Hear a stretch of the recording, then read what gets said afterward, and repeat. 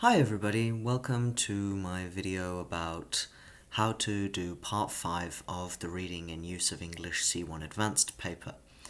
So I'm going to read the instructions and then we're going to get straight into it. You are going to read the introduction to a book about the history of colour. So in this part there's always full text. For questions 31 to 36, choose the answer A, B, C or D which you think fits best according to the text. So we've got 6 questions. The questions are worth 2 points each, so it's worth spending a bit of time on this to get it right. Mark your answers on the separate answer sheet. As always, in the exam, there's a different booklet for you to write your answers in, which you have to write in pencil. So the first thing I'm going to do is not read the text. That's not what I'm interested in. What I'm interested in are the questions. So as you can see, we've got 6 multiple choice questions with 4 options each. So what I would usually do is I would read all of these questions, analyze each of them, and then go back and read the text. Today I'm just going to do the first one with you, and then you can do the rest of them.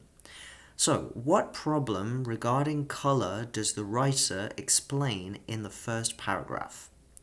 Alright, so first most important thing is to identify what is important in the question. So it's a problem regarding color in the first paragraph. So already I'm pretty happy because I know that I want to go into the first paragraph to have a look at this. Let me just, why is it doing this to me? Alright, I guess we've got to rub that out. Okay, I'm not a pro yet. So, problem, and here first. Okay, so I know where I want to go. I have to go to the first paragraph to find this answer. So, what I'm looking for, I'm either looking for our view of colour is strongly affected by changing fashion. Okay. Analysis is complicated by the bewildering number of natural colours. Okay, so these are 2 completely different things. Colours can have different associations in different parts of the world. So different associations, it means that colors are associated with different things. So, for example, red might be associated with anger in the Western world, but in the Eastern world, well, East Asia at least, it's associated with luck. Certain popular books have dismissed color as insignificant. Okay, very different things. I think the most important thing here, the word that I'm going to look out for is fashion. In B, but just because I see the word fashion, that doesn't mean this is the right answer, by the way. This is just something to hook me in. Analysis. Here I'm going to think about the number of natural colors. Colors can have different associations, and here I'm going to look and see if anybody has mentioned books. Okay, so now I'm going to go to the first paragraph and I'm going to think about what problem there is regarding color. Okay. This book examines how the ever-changing role of color in society has been reflected in manuscripts, stained glass clothing, painting, and popular culture. Color is a natural phenomenon, of course, but it is also a complex cultural construct that resists generalization and indeed analysis itself. Okay, so I'm seeing some things here. Complex cultural construct, that's making me think about different associations in different cultures. And here we have the word analysis. We saw that in one of the possible answers. So let's continue and see if there's some clarification. No doubt this is why serious works devoted to colour are rare, and rarer still are those that aim to study it in historical context. Okay, I'm not sure that's a problem with colour. Yeah. It's not necessarily a problem. Here in this sentence, there are things that seem more like problems. Many authors search for the universal or archetypal truths they imagine reside in colour, but for the historian, such truths do not exist. Okay, again, I'm not seeing any problems with color here. Color is first and foremost a social phenomenon. There is no transcultural truth to color perception. Okay, we've got another word about color here, and culture. So this is making me lean towards the answer that talks about, color having different associations. But let's continue. Despite what many books based on poorly grasped neurobiology or even worse, on pseudo-esoteric pop psychology would have us believe. Such books unfortunately clutter the bibliography on the subject and even do it harm. Okay, so here we have talking about books. By now, I've forgotten exactly what the four answers are.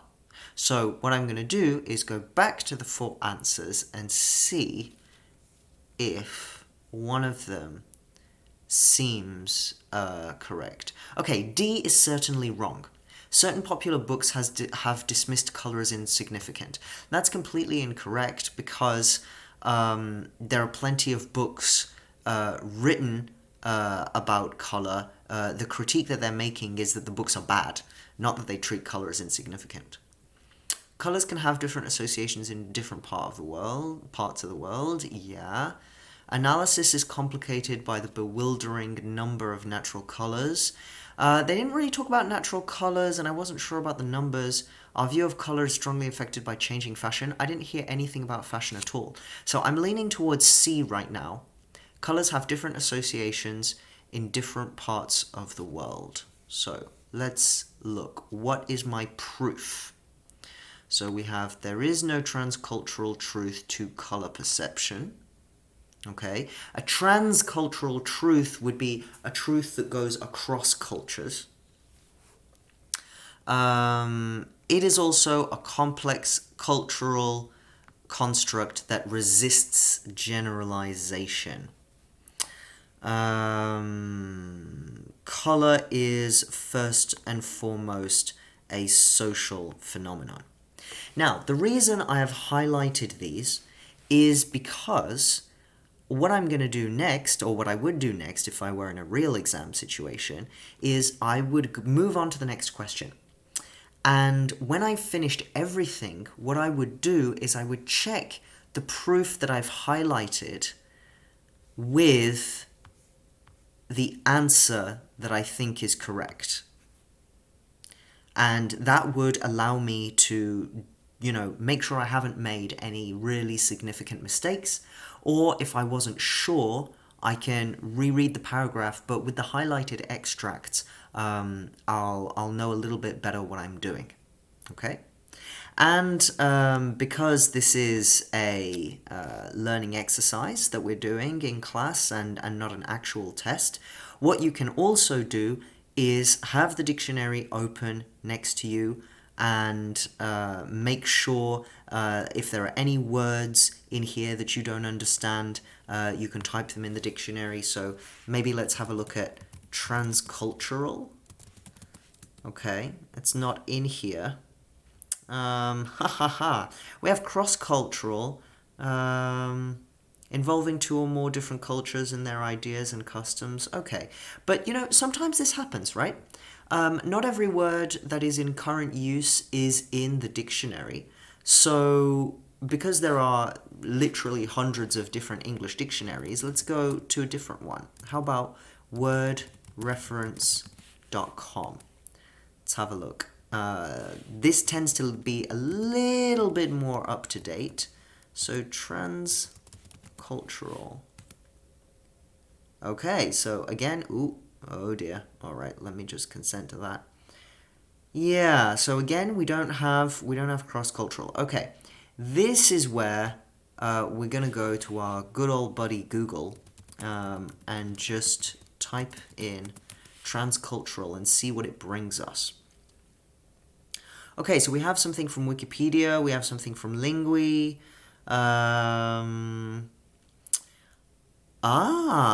Look what we have here, the Merriam-Webster Dictionary. So this is an American dictionary, whereas the Cambridge English Dictionary is a British dictionary. So maybe,